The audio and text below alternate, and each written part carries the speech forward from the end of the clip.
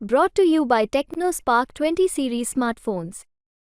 माढा मतदारसंघातून एक मोठी अपडेट समोर येते ती म्हणजे महाविकास आघाडीच्या ज्या उमेदवाराचा जो सस्पेन्स होता हा सस्पेन्स लवकरच संपणार आहे।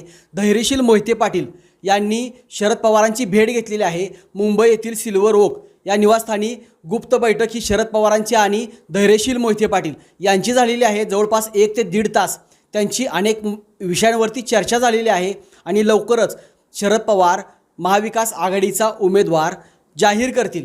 त्याचबरोबर 13 तारखेला धैर्यशील मोहिते पाटील यांचा वाढदिवस असतो। त्या दिवशी धैर्यशील मोहिते पाटील हे माढ्यातून त्यांची उमेदवारी दाखल करतील।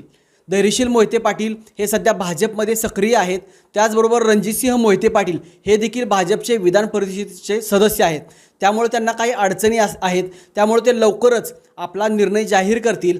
मात्र आपण जर पाहिलं तर गेल्या निवडणुकीमध्ये मोहिते पाटील कुटुंबानं रणजितसिंह नाईक निंबाळकर यांना 1 लाखांचं लीड दिलं होतं आणि आता जर मोहिते पाटील वर्सेस रणजितसिंह नाईक निंबाळकर असा सामना झाला तर तो अटीतटीचा होणार आहे।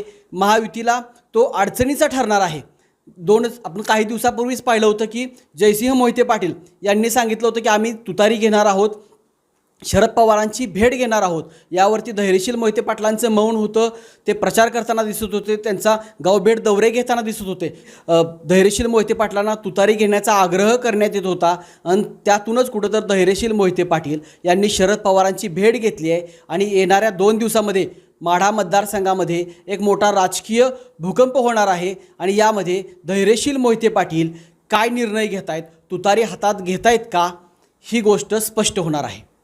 मुंबई तकसाठी नितीन शिंदे, पंढरपूर।